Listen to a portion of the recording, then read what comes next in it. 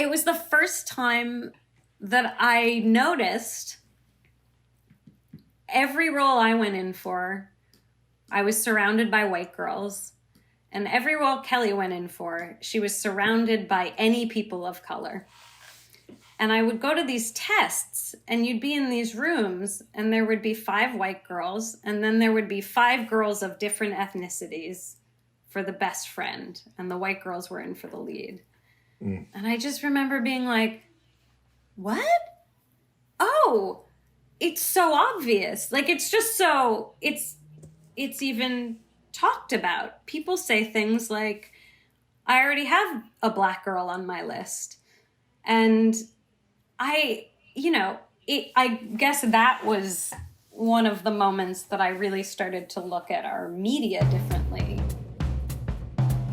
Let's Shoot with Pete Chatmon is a podcast on directing for anybody that's quite simply ever watched anything. Pete converses with a wide range of fellow directors, writers, actors, showrunners, producers, executives, and more on a journey to determine just what makes a good director and why we'll always need stories. The Director is Pete Chatmon's digital studio, built on the pillars of craftsmanship that ensure a unique vision. I'm talking about story, innovation, perspective. Learn more about The Director, and better yet, get your official Director's Chair wear by visiting www.drctr.video. That's drctr.video.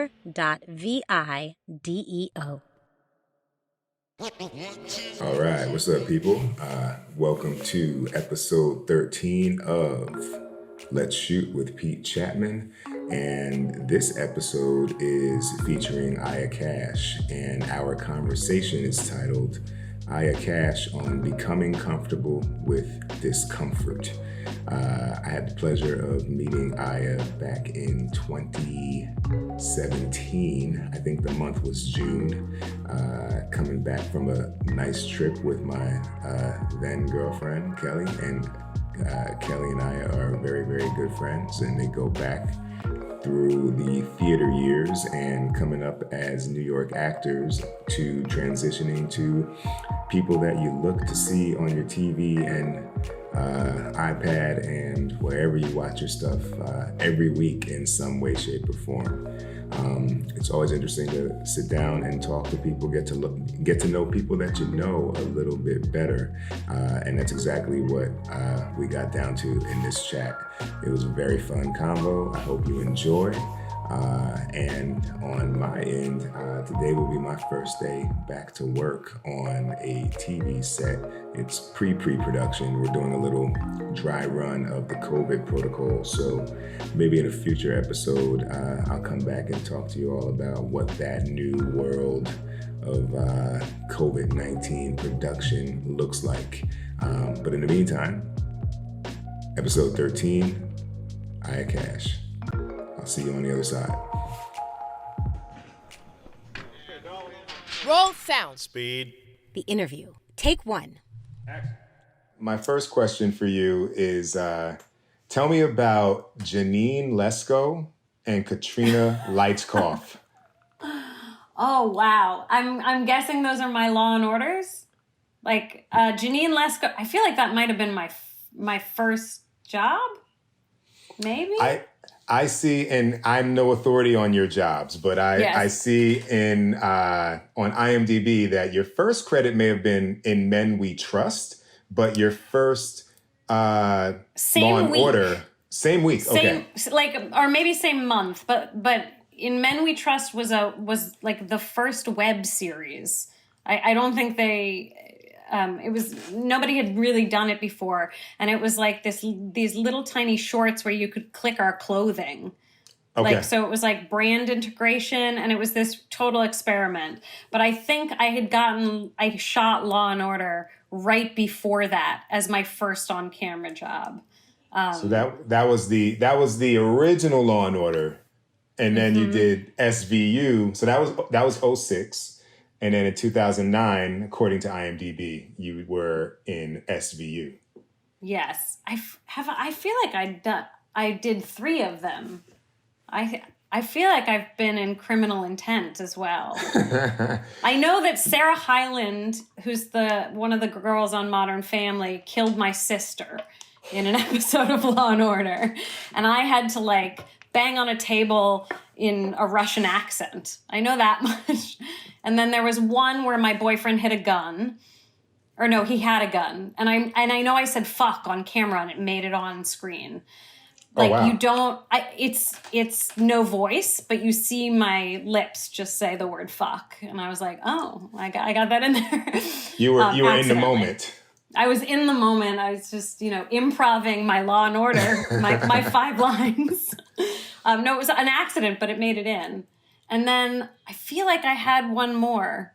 I don't know. I was abused and beaten and, trashy. That was my go-to for a long period of my career. Did you feel like you'd made it? Did you feel like you'd achieved the New York actor-dom? Yeah, I mean, Dorian's right. Like, you got to get on Law and Order if you want to be taken seriously as an actor. It's like the calling card. And it's so hard to get any job. I was just thinking about this the other day. I was like, oh, I remember sitting in those Law and Order waiting rooms with 50 other girls who were auditioning for the same 5 lines. And it felt like such a miracle to get that job. I was like, what? Why this time? I've been here many times before. Right. And I feel like I can't remember if it was that one or the one where I'm Russian, but I remember calling my agent and being like, please apologize for my terrible audition, which is something I used to do quite a bit. And I finally got feedback from a casting director who was like, basically shut the fuck up. And I was like, oh, I need to shut the fuck up. But I would feel so bad after my auditions. I'd like send apology notes for my terrible acting, which is really not a good way to instill trust in people. We could unpack that one. I feel like though that's I had someone tell me in 2016, before I had ever gotten a job, and I was in a program to get the stamp to be hireable, right? And we were working on our bios, and I was doing what I thought was self-deprecating. Mm-hmm. And she was like, you sound bitter. And I was like, well, I am bitter. I thought I am bitter, but I've been self-deprecating to, get around it, because there was like this there was a period of time where, from 2006 to 2016, when that was, I was like, I went to Sundance. I made 2 features. I won awards at Tribeca, and I'm still like, trying to figure out how to get someone to turn the Klieg light in my direction. Mm-hmm. And, I was kind of offhandedly remarking on like, and I tried this and then that didn't work. So I had to go do this. And then it just sounded like I really felt, and I had no idea it was coming off that way. Yeah. No, I think there's 2 things. There's a lot of ego in this business and a lot of bullshit. So there's the good impulse to try to be separate from that and not be too up on your own shit. And then there's the bad impulse, which is the in my case, the sort of apology or putting myself down so nobody else could before anybody else could. And the way you were doing, which is like a self-deprecation, like before you can say it, I'm going to call it out so that, I own it in a certain way. I definitely still struggle from that. I've already got all the critiques in my head, and I'm ready to talk myself out of every job and cast someone else. But I've also worked very hard to try to train that from being my first impulse or allowing that out, that I can deal with that on my own. I don't need to make other people deal with it. How did you feel about this? This was a later question, but now this conversation makes me pull it up in the timeline. Mm-hmm. I was going to ask you the difference between later preparing like for a role and preparing for like an appearance on a talk show. But now with what we're talking about, I feel like, I know when I used to do interviews, I would think it went horribly, and then I'd watch it and I'd be like, that guy knows what he's talking about. And so do you feel like that might have been what was happening? Like you felt like you were off target in those auditions, but like they were there and they were like, no, you like were great, but you're walking away with like this fog of audition that you've positioned into negativity? I think it's about being vulnerable. I think anytime you're vulnerable and you step away from that, if you're truly in a moment and truly vulnerable, you step away from that and you kind of think, oh my God, what have I shown? Because in that vulnerability, you're not in control. And as someone who very much likes to be in control, that doesn't, you don't walk away feeling great all the time. The truth is I also can be bad. I mean, some of those auditions were bad, and you know when you're not doing your best work. So it's a combination of both. In terms of talk shows, it's interesting that you brought that up, since I think a lot about this. The performance of self is a completely different thing than acting, and that is still very challenging for me because when now I've been acting for so long, I understand how to do that. I don't necessarily know how to act like myself and give that to an interview or some sort of press event. And I also, Kelly and I actually talk about this a lot. Like there's also a question of how much do you want to give of yourself? That when I first started out, I was like, I want everyone to feel and see all of me. And then as you go, you're like, that's okay. I also don't need you to see all that. And I don't want you to see all that. And that some of that's mine. And you see certain people in our business who are really not great interviews, who can kind of like tell the joke and do the thing, but they're very held. And I don't judge them for that. It's a very bizarre thing to play yourself. You see, this is such a bizarre example, but like the royals, like Meghan and Harry, if you watch them in an interview, and I'm not a big royals person, but I think they're fascinating because Harry is great at playing himself and Meghan is not. And Meghan's an actor, right? Whatever you want to say, like whatever, she's an actor.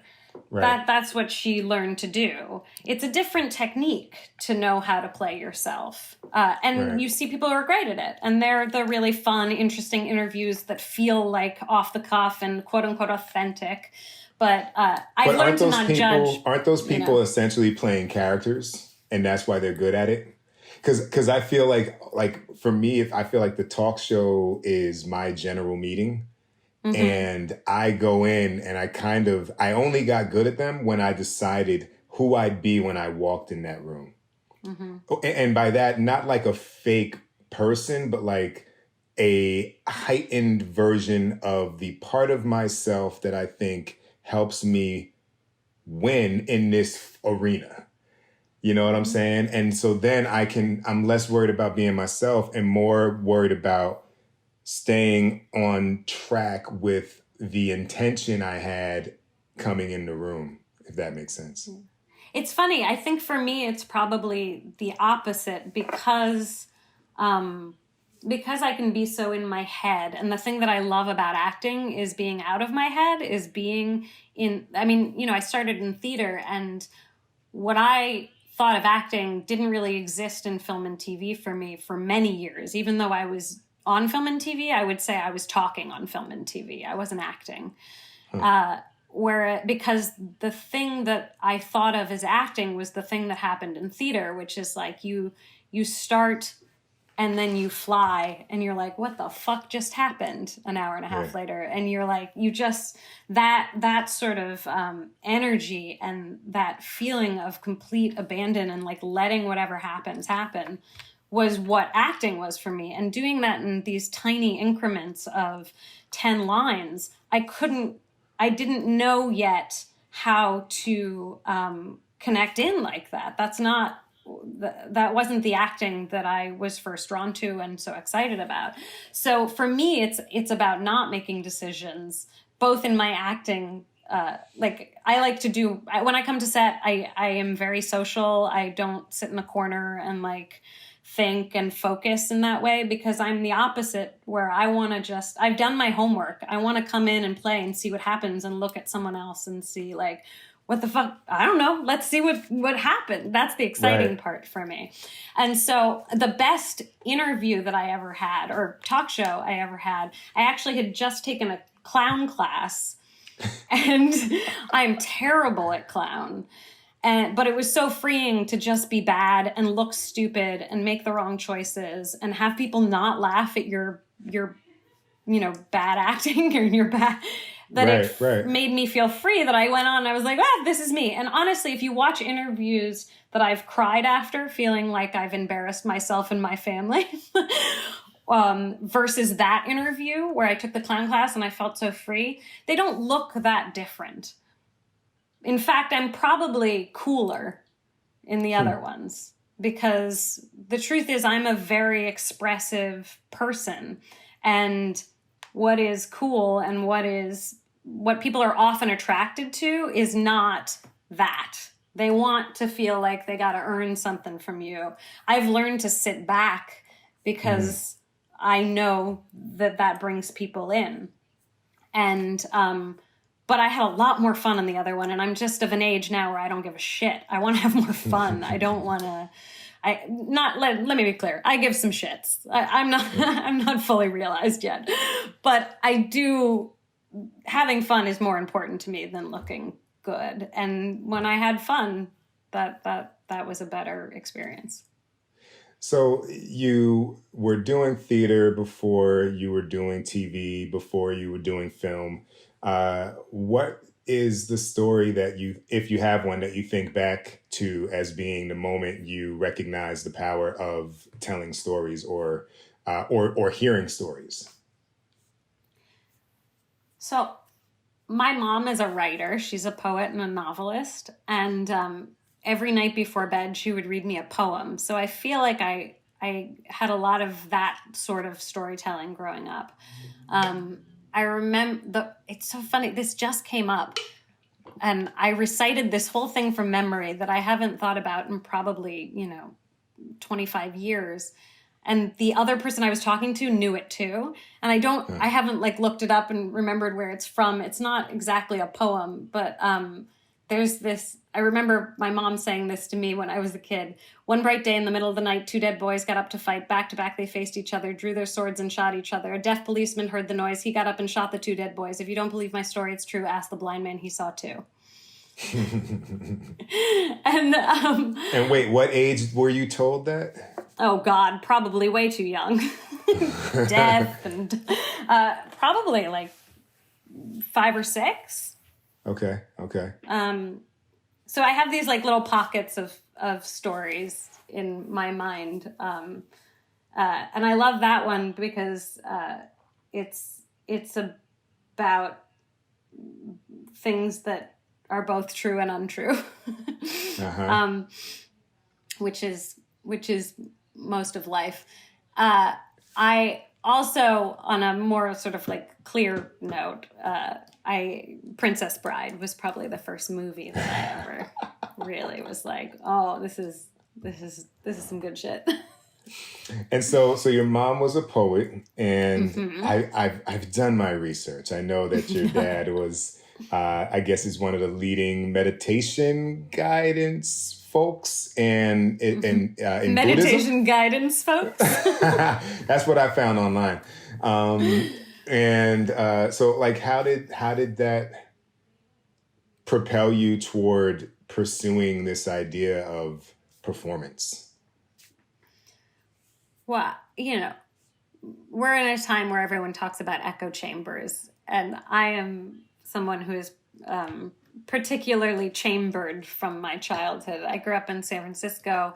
My mom was a poet, novelist, and a flute player. My dad was he had so many different jobs, but he played in a Balinesian gamelan for a long time. He was a musician. Then he fixed instruments, and he fixed my mom's flute is how they met. So that's how it always begins. He fixed her flute.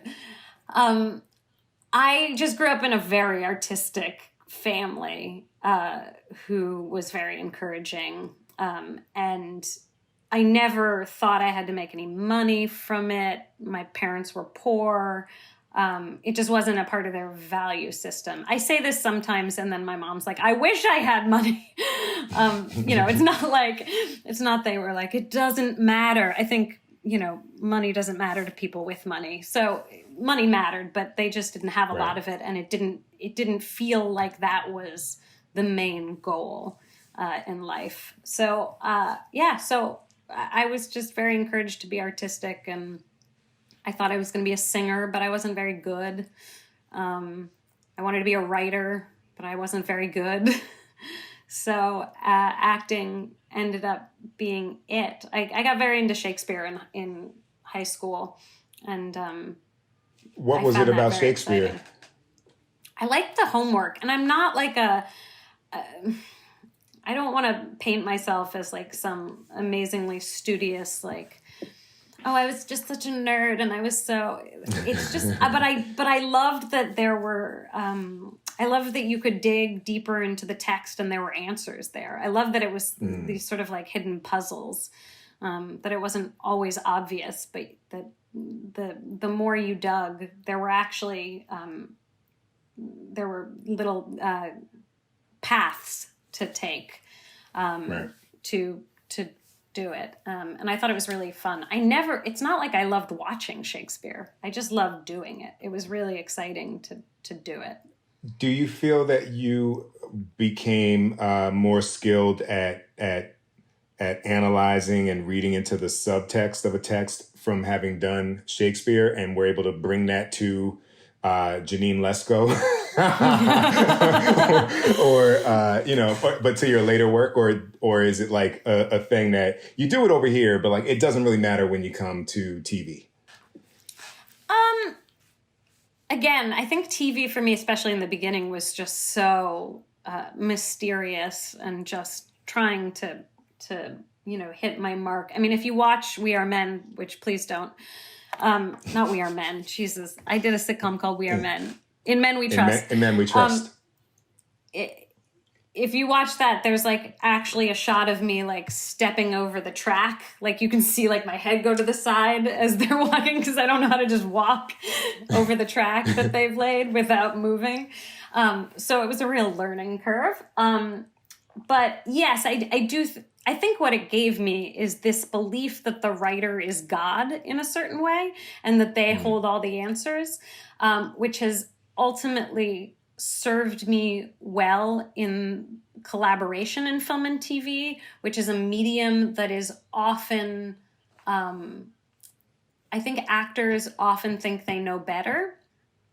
And while I have learned to collaborate in a way that allows me to have a voice in a character, which is a good thing, I think I started out with the belief that it was my job to make it work, not to rewrite the lines. And that work ethic was very helpful. Coming from a theater background, coming from a place of like the text being very important. So in consideration of that, and because you mentioned collaboration, what has been some of the best direction you've received, and why? Like whether it was a note on a performance adjustment, or I don't know, anything that you want to do with that, because I feel like that's for emerging and for working directors, like the challenge is like any note is full of is governed by critique. yet you're trying to find ways to deliver it in a non-critical fashion. And so that becomes the dance of how do I go and kind of position this next take in the way that I envision without negating the value of what's been explored thus far. You know what I mean? Mm-hmm. I mean, I think that's a great question because one of the biggest issues that comes up between actors and directors is ego. And I don't mean like big ego. I just mean that, again, when you're an actor and you feel like you're being vulnerable and someone comes up and is like, do it again better, which is sometimes what we hear, it feels horrible and it can shut an actor down. I don't like to be yelled at from Video Village. I like someone to come over to me and give me a note. And I don't need, actually, I find praise just as suspect. I don't love lots of compliments. That makes me nervous because it makes me feel like you don't trust that I know what I'm doing or that I need some sort of soothing. And again, this is, many years in. I might have needed a little more of that when I was younger, but I'd rather someone be direct. I think the best way I take a note is someone coming over and be like, that was great. Let's try something else this way. Or why don't we have that, let's do this. Right. I often feel like the best notes I get, because I'm coming to any moment trying to make it obviously it feels so silly. Sometimes talking about acting feels silly, but I'm trying to stop judging myself for that. But I tend to get emotional, right? Because that's the key in. And I love when someone's like, okay, now hide that. Or now, I like another layer to something is exciting to me. It's not throw that out. It's here's what else we need. Like, let's do that and let's go again. The other thing I hate is when someone gives me a note that I've obviously chosen already, that they've just seen me do something and they're like, I have an idea, let's do that. Right. As opposed to, that's a good idea, let's make that bigger, or let's go here. But generally I like direction. Right.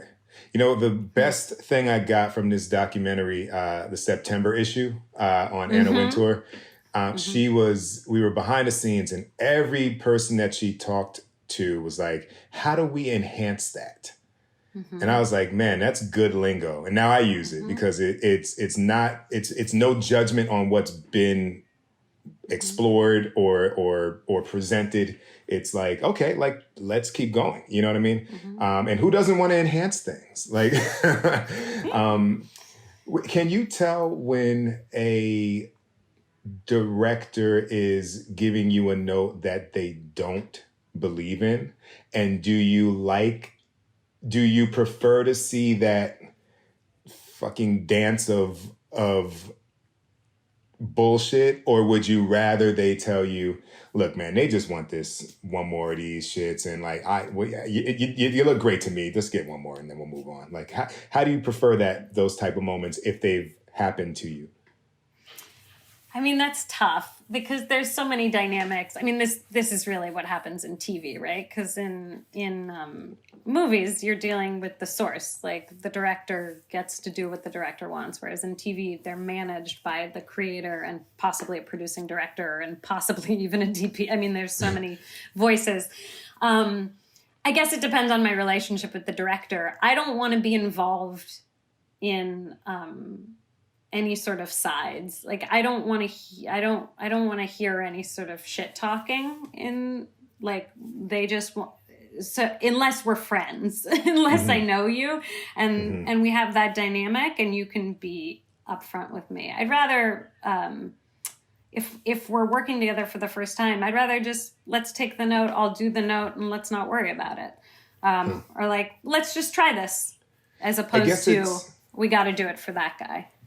That's interesting because and this is the dance of the director. Not to turn it into my interview, but like it is it is your podcast about directing. Somewhat, but that's the thing. There's times where, like, I've done shows where actors don't want to just try one. Like if you say let's try, they look at you crazy. Like, no, let's do what we need. You know what I mean? I'm on episode 108. We're not trying anything. And then the other side of it is that sometimes you can tell that you might, if they have a feeling about a note and you co-sign it, they may think you don't know what you're talking about or thinking. And so you're sometimes challenged with, how do I navigate this moment where I know they think this note is it's not what they desire to do and they have an opinion about it. And do I full-throatedly say, let's get this, when then they might be like, oh, when we get to the major scenes, I am not listening to shit from you because you don't get the show. Or you don't get what a moment is. So it's an interesting dynamic that is touch and go and case by case. Yeah, I mean, I think being a director, you got to be really good at reading people. There's so many, my first thought was, what an asshole. They're not going to try one. But I also understand that, if you're 8 seasons in and it's your show, and just thinking, because we just, I just heard Rob's interview. It's their show. They know this. They're pretty tight ship in terms of they know how to shoot it. They know what they want. They want your input and they want to play, but they also want to go home to their families. Right. I understand someone being like, come on, let's move on. But for me, maybe because I don't have kids, I'm just always like, yeah, let's do it again. Let's try it again. Like, I don't often ask for more takes. But I always like to do more, unless it's like an insert, and then I'm like, really? How many of me picking up a piece of pasta do you need? Right. So how did you land in TV over film? Because there was a period from IMDb that shows you were working in both. Was it a desire to focus on one more than the other, or was it a bit of this is where the cards landed? You want the real answer? TV pays so much better if you're not famous. I'm not famous. If you're gonna be in a movie as you're kind of famous. Yeah, I see how many hits this gets. I just mean I'm not. I know that. Fine, it's someone at my level does not get paid a lot to do a movie. So because I'm generally not going to be the lead in a movie that pays well, and if I'm going to be the lead, it's not going to pay well. That's just the reality. I actually really genuinely don't have bad feelings about that. I get to do great roles in indie movies. And I get to do small roles in big movies, and I get to do great roles on TV. And as long as I get to do good roles and pay my bills, I feel happy about that. And TV is just much better paid for someone who is not a movie star. Let's put it that way. And the roles are better. So I get a good role and I get paid, versus movies, it's one or the other. And I just like the long form storytelling. I love, I've mainly done cable. So I've never been on a show where you're in it for 10 months out of the year. I might feel like that's a lot. I like jumping back in every year and coming back and being like, oh, I learned new things. Right. Is there any difference in your prep between TV and film, or even broadcast and cable? Because I know you've done, you had your Will and Grace. That was when the reboot came, but you did Modern Family and things like that. Like, is there a difference for you in how you step into that? Not really. I kind of think of acting as just acting. And even between theater and film and TV, there were some technical things I had to transition into. Right. But I don't audition for things differently. I don't go in and be like, well, this is a theater performance, I have to do this. I kind of just think of now acting is acting. So I wouldn't say there's a difference in how I prepare. I also have done very little series regular work on network. So my experiences are sort of the experiences of a guest star, which is a very different experience on set than being a regular. Being a guest is just that. You are a guest and you're coming to someone else's home and you're eating what's in front of you. It doesn't matter if you're vegan. It doesn't matter if you're vegan. You show up. You speak when spoken to sometimes. You learn the rules of that show. And I did a lot of guest stars before I became a series regular. And one of the gifts of You're the Worst was that Steven hired a bunch of guest stars. Like all the regulars were people who have been doing guest stars for years. It was all of our first big job. And so it was just such a happy set because we were like, oh, we get to make the rules and we want to have a good time and be friendly. Guest stars would come onto our show and be like, it's so nice here. And I was like, it's so sad that that's not normal. Right. Well, you make a good point. First off, I appreciate you for literally transitioning into my next question, so I won't ask it about guest stars. But there's something that Dorian Missick said in our interview where he talked about in TV, there's so much money so fast, which begets egos. And that is where you end up having the dynamics that we could never imagine would be part of the job. Like I remember him sharing a story about being on some film, which kind of kills my anecdote because now I'm talking about a film. But like he wanted like Red Bull and they wouldn't get it.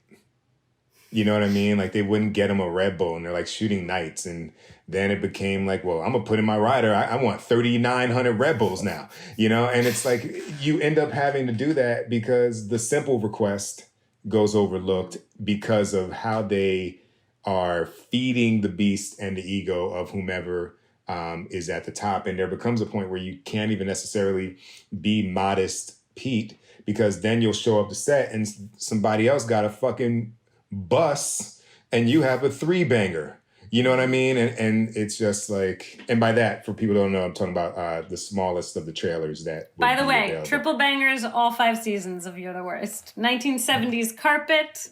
There you go. I mean, the truth is, it's interesting. I was in much nicer trailers for my guest star roles on network television than I ever was for You're the Worst.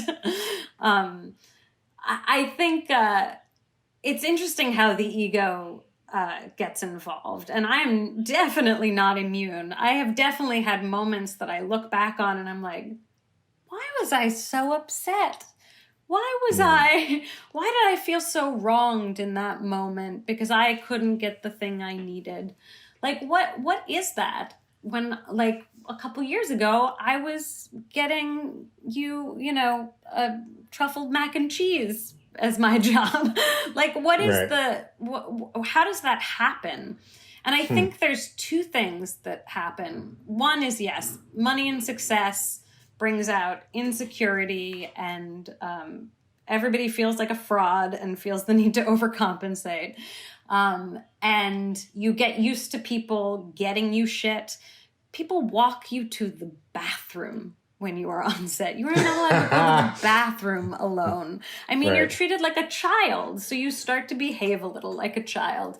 It's funny because I would always make jokes at the PAs when, like, I'd walk by and they're in the Pete's on the move. I'd be like, guys, I'm going 30 feet. I'm getting a grape. I'll be right back. I'm not headed to my car and driving away because I've had a rough day. Like, I'm gonna stick around. Yeah. Yo, this is Dorian Missick, aka DJ Tailwind Turner from the ABC show For Life, and you're listening to Let's Shoot with my man Pete Chatmon. How to Succeed as a Creative Professional is Pete Chatmon's upcoming book about his journey as a director.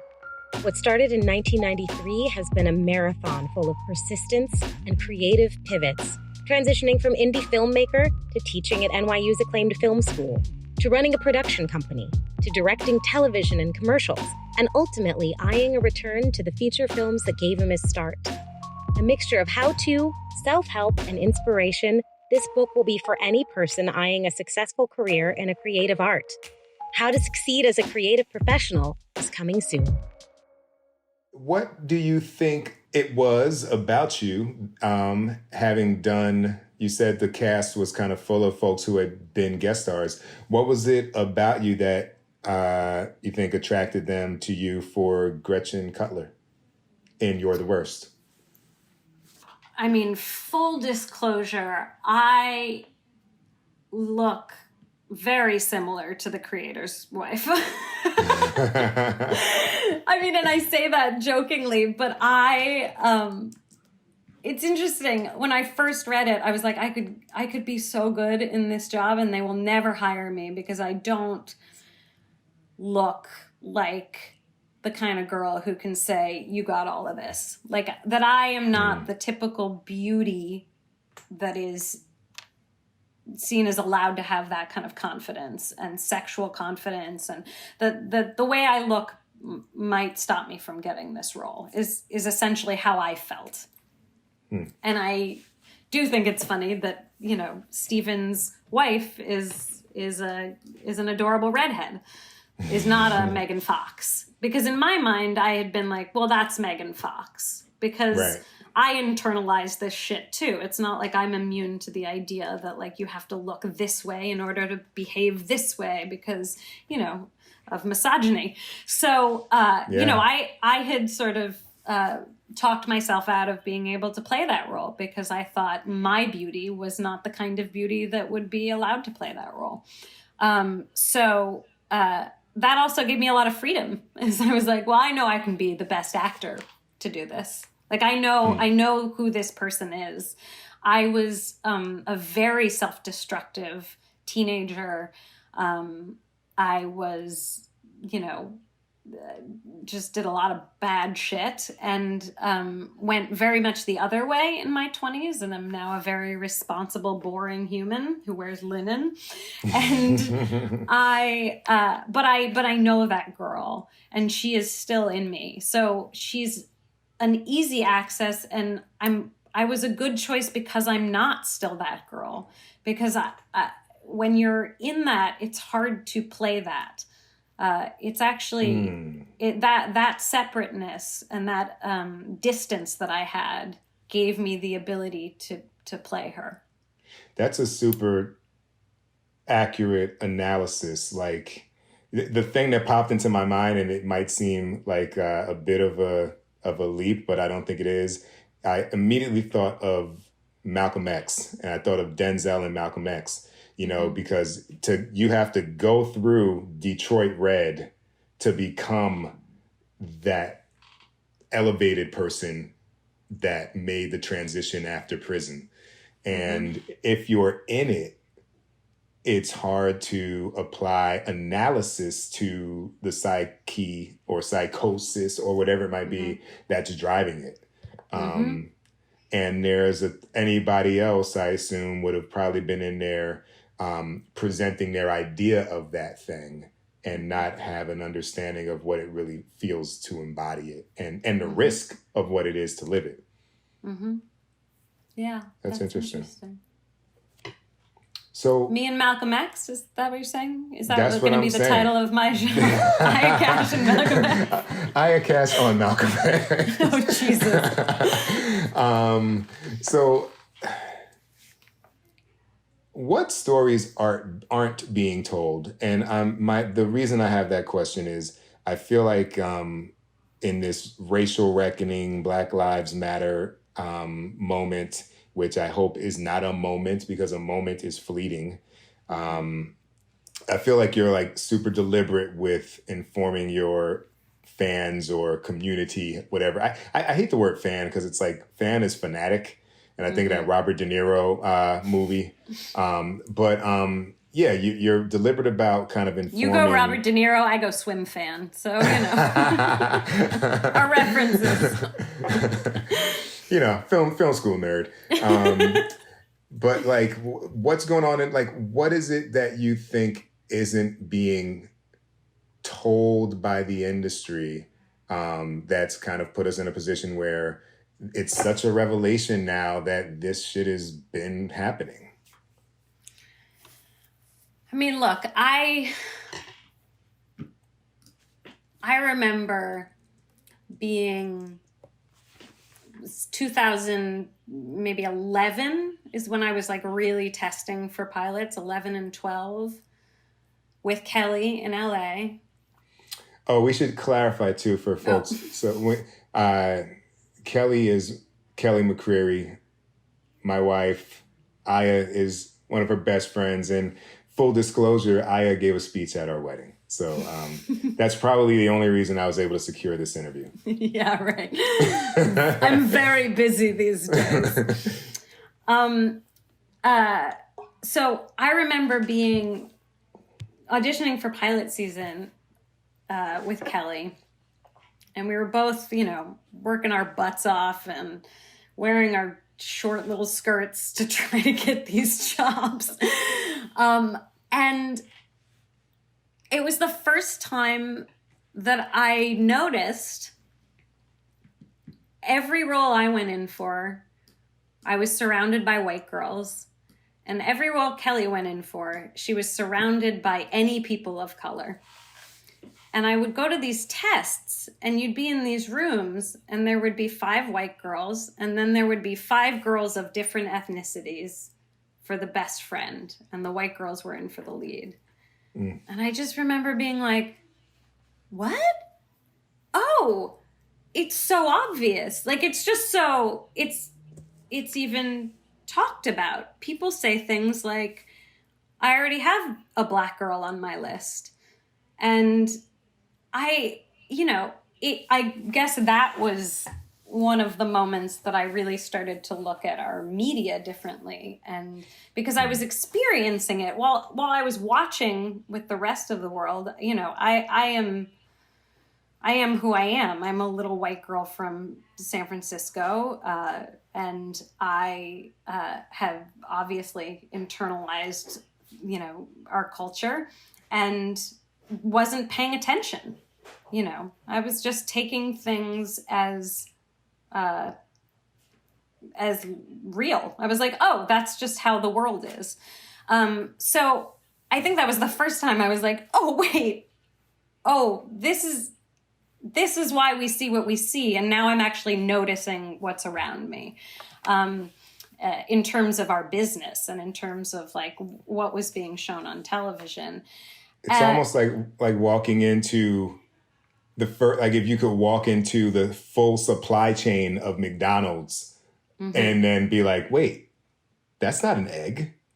That's not food. Like it was great while you were just going there and getting your $3 meal and driving off, and it's great while you're watching the TV and enjoying the must-see lineup on NBC. Yeah. But now you're like, wait, I'm actually like behind the curtain and watching all the inner workings of it. Well, the next level of that was going, oh, it wasn't like this when I was growing up. I watched tons of Girlfriends was one of my favorite shows. Like, I watched all these shows filled with Black people, and now not so much. And that was also shocking to me. I was like, oh, what happened? Right. So this is sort of a roundabout answer to your question, but I think what we need to see now is, well, look, I just want to say I am not an expert and I can be wrong, but for me, it's about allowing everyone to participate in whatever they want. And so like there's this, I also see a lot of people of color who are forced to only direct and only are only hired on shows for people of color. Like there seems to be this idea that like, oh, okay, everyone can go to the Asian show if you're Asian, the Black show if you're Black, and that's where we have diversity. But when it comes to the rest of our content, when there are predominantly white people in charge or white people on screen, it's like, well, we couldn't find anybody. There's just nobody available. Right. So I think that kind of diversity is hopefully beginning to change. But I do think that there is a problem in the conversation among white people. Let me talk to that because I'm a white person and I'm talking to a lot of white people in this business specifically. And the challenges that I come up against for myself is nobody, we are in a, let's call it a movement rather than a moment. We are in a movement where people are trying now to shift and do the right thing very quickly. And nobody really knows what to do yet. So everybody is grasping at straws and sort of throwing spaghetti at the wall and saying, well, maybe this is the thing, or no, this is the thing, or no, you're doing it wrong, and we have to do it this way, or this is the thing. And so like discussing, I'm developing something and discussing casting, and it's one of the first times where I get to have a say in any of that. And I proposed that somebody... that there's an opportunity just for the casting list to be incredibly diverse for essentially all the characters, whether or not they're in a family that's already cast, as long as that storytelling is rewritten and makes sense. And someone said, well, that could be tokenism. And I was like, okay, so what's the answer? Then just make everybody white so nobody feels bad? Or is the answer to actually think about what is the best way to tell that story? And is that something that can be told in here? And maybe the answer is no for this story, but you have to ask the questions. So I think we just have to keep asking the wrong questions, the right question. We just have to keep going and doing things wrong, or else we're all fucked. Because there's plenty of people who who disagree with you on any issue, right? And there's plenty of people who maybe agree with you on some things and then don't agree with you on others. And if you just listen to all those voices and just do exactly what anyone says who's in front of you, we're going to get nowhere. But I do think that we have to keep having those conversations and feeling really awkward and being like, I don't know, that might be right. That maybe it's not. What is that? Let's go down that path and see what happens. So I just think... But you know what's so interesting is that's a question that folks behind the scenes do on every single line item of their budget and on every single category of creative input. I mean, if I have a scene with a cake, I talk about 4 or 5 different cakes that it could be. I talk about the icing. I've had stories where I took the way that a name was written on the cake and used it as a joke to underline what was going on in the episode. Like everything's an opportunity. And we scrutinize and try and squeeze all the water out of the stone to make sure we've thought about it for all potential drama or all potential comedy. And then we step away and say, oh, well, it's got to be this guy, as if there's nothing more to explore. So I think you're spot on, and that's kind of just add that to the questioning, add that to the effort to find out what's the best. Yeah, I just don't I think it's an uncomfortable moment, and people do not like to be uncomfortable. But there's only through. There is no back in my mind. So there's only through. So like, it's just about keep talking about it until it's not uncomfortable, until it becomes normal for us to have those discussions. And the only way that we can have good discussions is, look, I can't remember what fucking podcast this was that I listened to, because I listen to a lot. But there was, it was about a scientific experiment. And they realized when they had people from the same university. They were hiring from the same universities, the same like group of people who were thinking the same way.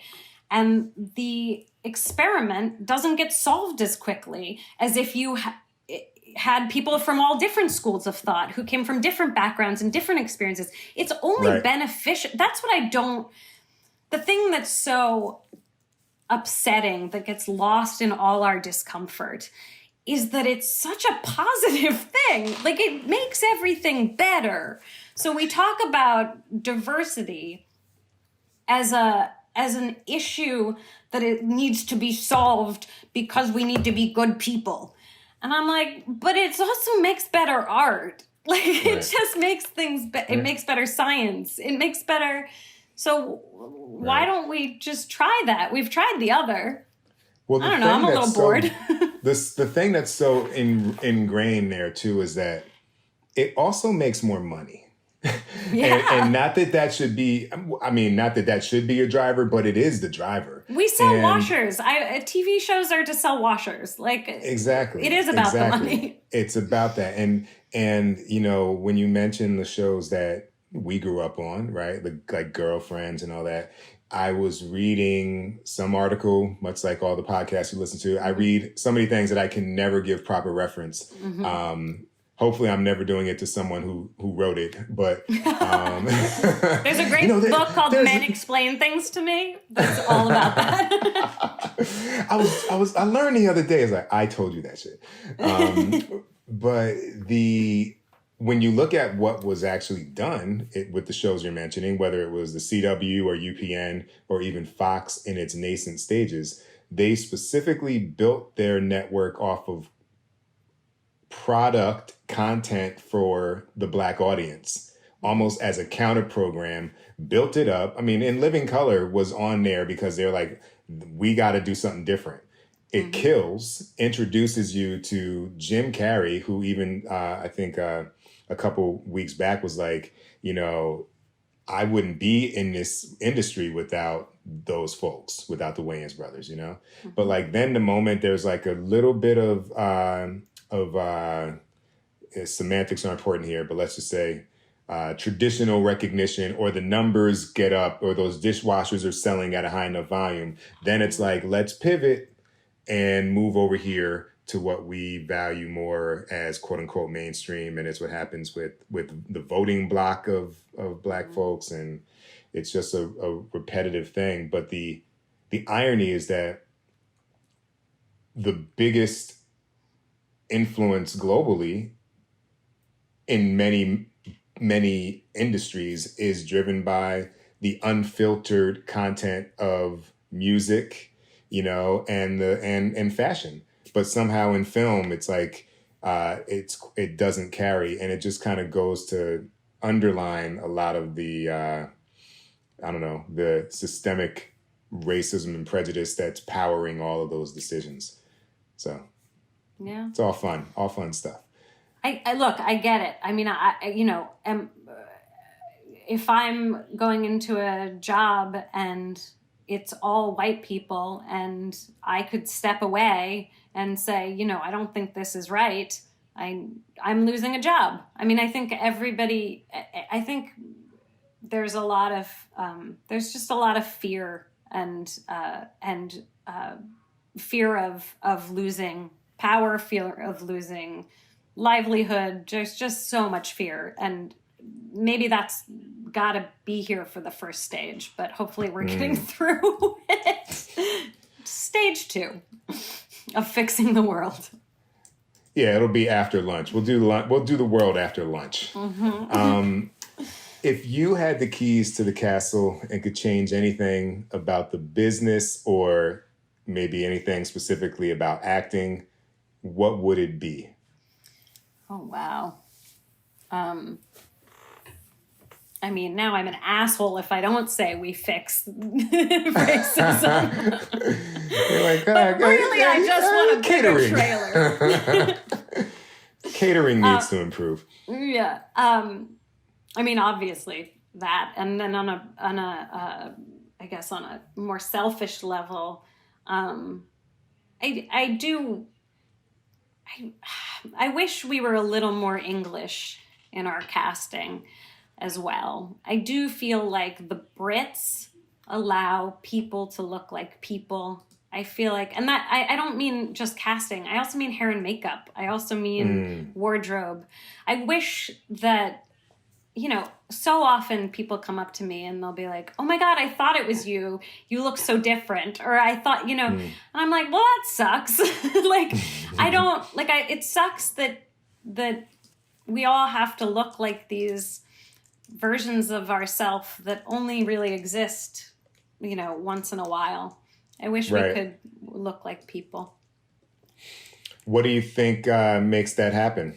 Because I know, like you mentioned that, and I immediately thought of a project we did not discuss, but Easy with Joe Swanberg. I would say that's kind of the feel in a project like that. Yeah, I mean, Joe didn't even want hair and makeup. I think Netflix not forced, but I think it was part of the union stuff that he had to have hair and makeup, which, I also very much respect. I don't want to say let's abolish hair and makeup people. They do a wonderful job, and that's a huge part of our industry. But he was very much into let's make it look real. And I remember saying to the makeup artist, I was like, I love what you did, but it looks too pretty. It looks too perfect. And she's, not trying here. But it's really complicated because there's another failure of mine. I've had the opportunity to wear less makeup or have my hair less done. And the truth is, You're the Worst was a very minimal show. I mean, if you look there's some photos online where I do not look like myself at all. Network shows where I look crazy, contour. And I mean, people would come to set and be like, oh my God, that's caked on makeup. So I do think that I was luckily on a show that wasn't super glam. Right. But, I do want to look pretty. So I've also done the thing that I'm fighting against. There's a lot of hypocrisy in our business and in myself. But it's also about me doing better and saying, you know what, I don't need that, or I don't want that. Or let's not do my hair.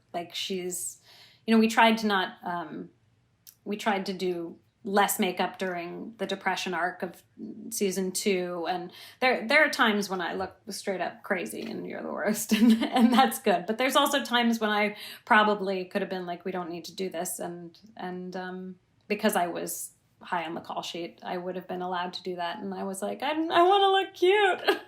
Right. I mean, it's always a tightrope in every decision of every day, and something has to win out. But long as you're thinking about it. Yeah, but I also do think that if we just all agreed to do that, then that would be what it was. Right. If we just said okay, if you're getting dressed up to go out, you get your hair done. But if you're at home in bed in a scene, you're not wearing lashes, or you're not wearing, having your hair done. That we just sort of follow the norms, because I feel like it does some destructive things to people to see, it was such a revelation when Viola Davis took off her wig, on camera. And in The Boys, actually, this season, there's sort of a reveal of the superhero sort of transition and what goes into that. Just for all those beautiful comic boy fans, those titties are not my titties. There is so much that is vague. I wonder, though, coming out of COVID-19, what will be different? Because now you could log on to, you could pull down your face mask so your phone can register your face, and go into your phone and you can see some of your favorite stars on IG Live right now, looking ways that they never would have presented themselves ever before. And I wonder how that may carry over when we get back to television. Will people be desiring to, present this mega glammed version of themselves in a world where, the motherfuckers at home just took a mask off? You know what I mean? Like, I wonder if that's going to... And maskne is real. Maskne is real. Yeah.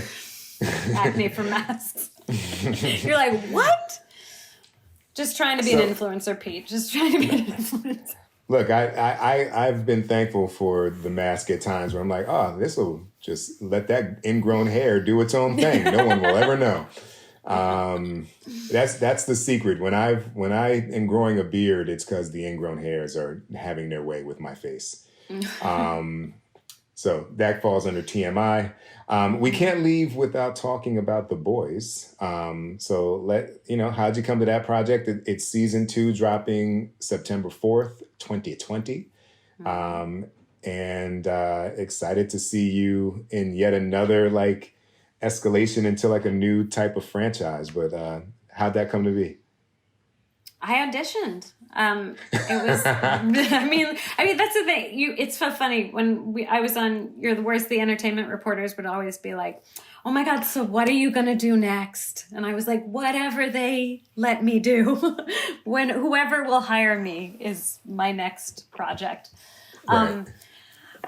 No, I auditioned, and it was pilot season. And look, my career is great. I have actually no complaints, and I do get job offers sometimes, but the jobs that I've been interested in, I've had to audition for. The jobs that have come to me have often been jobs where I'm like, oh, I've done that before, or I'm just not quite interested in that story right now. And the ones that I have been interested in, I've had to run for a little bit. So I auditioned, and you'll see this is a very complicated character that I'm playing. And there were some questions, even amongst my sort of team of agents, about whether or not I wanted to take on this role because of the complications. And things that will be discovered when things that shall be revealed. Yes. And I thought it would be a really interesting challenge, and for many reasons. I mean, I also, I don't work out really. I do a little Zumba. I hang upside down in an aerial hammock. I really sound like an obnoxious Brooklynite. But I don't, to play a superhero is just, I'm not the first person that would come to mind, I don't think. So that was exciting, the idea that, again, maybe I could do that. And I sat down with the creator, Eric Kripke, for about half an hour, just talked to him about the role because it has a lot of issues. And I wanted to make sure he was smarter than me, and he is. So, because as an actor, the role was not written yet. I had some sides, and has to be a lot of trust with a writer when you're taking on something that might be either controversial or complicated or sensitive. And I wanted to make sure that I trusted him. And I thought he was very smart and very thoughtful. And then I, danced my little heart out for him, and they hired me. Awesome. Well, I am looking forward to seeing that. It is the lightning round time, everybody's favorite portion of the podcast, I'm sure. And they're never really as lightning round as I try and make them, but if I can challenge you to not overthink the answer, maybe that would be it. Okay.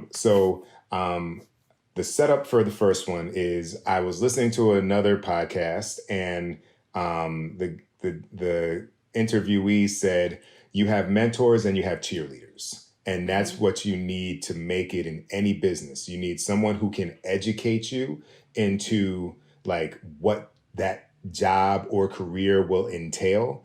But then you need the people who will say, yo, he's ready. He's the one, right?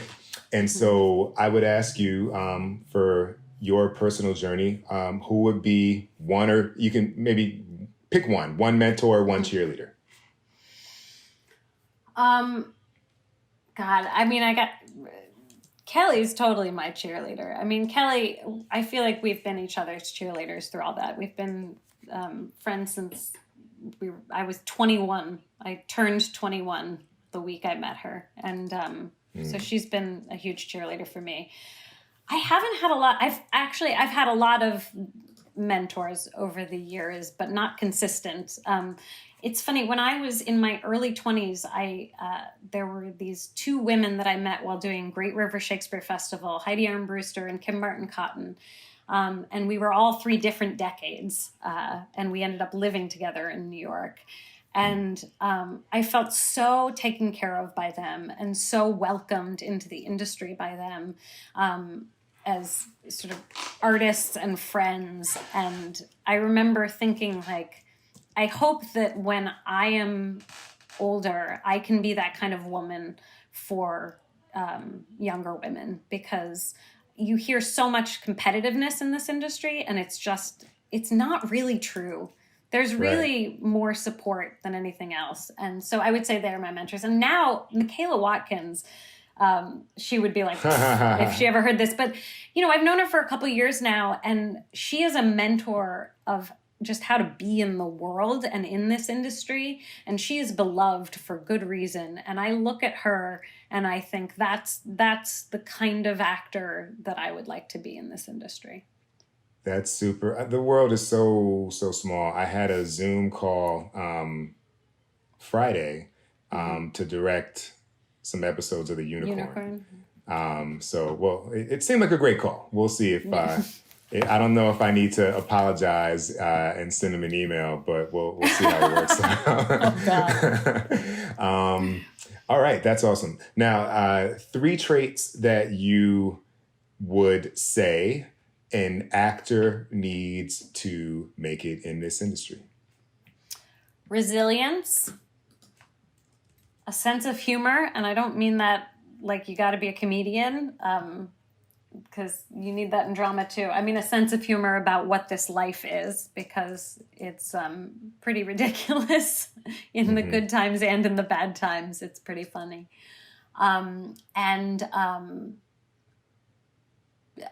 It's cheesy, but love. I mean, you gotta love to do this. Awesome. I feel embarrassed about my cheesy answer. You know what though? The cheese is good. It's true. Cheese is right? good. At a certain point, like when wow, I mean, I'm not trying to get bleak, but when you're on your deathbed and you're looking back at your life, you're gonna be thinking about cheesy shit. You're not gonna be thinking about posturing, and it'll be the hugs and the kisses and the moments that you had with your loved ones. So let's be cheesy before it's too late. My final question is, who do you think should be our next guest? I have such a long list. And if you know them, think about people you can connect me to. That's part of the deal here. First 2 people I think of are Anu Valia, who is a director. She's on the list. Great. I can connect you. All right. And someone you actually do also know, who has followed sort of a similar path to you, Molly McGlynn, who's also a director. And she was the producing director on Bless This Mess, and she directed me in a beautiful movie called Mary Goes Round. Yes, which I saw. And you were great, and she was doing her thing in the director's chair. All right. Well, is there anything you want to add before I let you go? I just want to say thank you for the podcast. I've been listening, because you're my friend. But I would only listen to one because you were my friend. And I've listened to, I think, almost all of them. And I found it really interesting. And I think you have a great voice, first of all. And I've been Yes. I've just been really enjoying it. I've shadowed a little bit, and I'm thinking about directing as well. And I think it's a really valuable resource for people. You can put that in the commercials. There you go. I think you should direct. I think everyone should direct. I think every actress should direct as well, because until the industry finds the parity and the lack of patriarchy, or minimizes and eliminates the patriarchy that's there. You know, I've seen a lot of friends who are actors, actresses transition from or add director to what they do, and like the amount of work that some of them do is crazy. And just what you learn from being on set all the time and knowing how to negotiate probably the most important conversation is with the talent. You know, I feel like it's a win-win. Yeah, it's interesting. I also think it would be really valuable to have actors shadow, even if they have no plan to direct, because when I was shadowing, I got a whole different insight to my show than I did as an actor. And also, editing is magic. I mean, you think about the days. No, to take the pressure off. Not that you don't work your butt off, but like there are days when you think, oh, I did a bad job. And then you see it on screen. You're like, oh, it wasn't so bad. And I'm like, what you realize is it wasn't so bad because you had a great editor who just made it work. I've seen editors take non-actors and make them actors. And it's always easier for an editor if you're good and you know your stuff and you got your lines down and you have intention and you're on your shit, because they can use any two-shot. When the other actor doesn't know what they're doing, they're like, fine, we don't need to worry about that girl. Let's make this girl look human. But it's also a relief that like that's what I ended up really loving about film and TV, not over theater, but as much as theater, is it's a real collaboration, and the magic that like comes out of the like what you experience versus what's actually on film it's magic. And it'd be valuable for everyone to sort of go through that behind the scenes process. There you go. Advice from Aya Cash. Everybody, every actor, do that, please. And then maybe it'll make things move quicker when I show up. But we'll just shut up while you're doing it. Don't be an actor while you're shadowing as a director. Be quiet. Man. Well, Aya, thank you. Appreciate your time. Thank you for joining the podcast. And I look forward to seeing you in a non-COVID, non-social distance environment. Bring Josh by. We'll have dinner. We'll have some updates for you guys. All right. Well.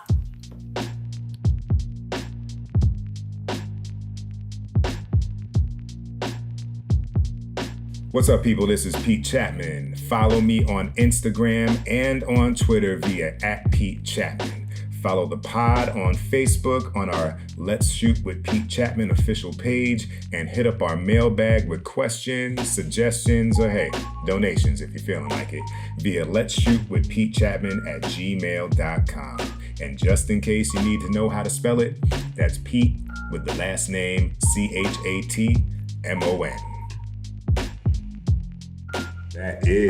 That was episode 13, Let's Shoot with Pete Chatmon. Don't forget, this Friday, go and log on and check out the premiere of season 2 of The Boys, and you will be introduced to Aya Cash as the character Stormfront. The Boys is a really, really fun show that you should check out. If you haven't caught up on season 1, you got a couple days left so you know what the hell's going on before you dive into season 2. And, you know, hey, hit Aya up on her platforms on social and let her know what you think about that storyline that will be revealed. In the meantime, next week, we are going to welcome a good friend of mine and one of my directorial, I don't even know what directorial inspirations, directorial kind of targets as I was kind of coming up, and not a target in the bad way, but in the sense of where I wanted to be with my career. We're going to welcome Chatmon, a fellow director and very accomplished filmmaker, writer, director, storyteller. So in the meantime, everybody stay safe out there, be well, spread love, and if you have any questions, hit up that mailbag, because we're going to really get into responding to those if you hit them up. So that's the word, y'all. Catch you next week. Much love.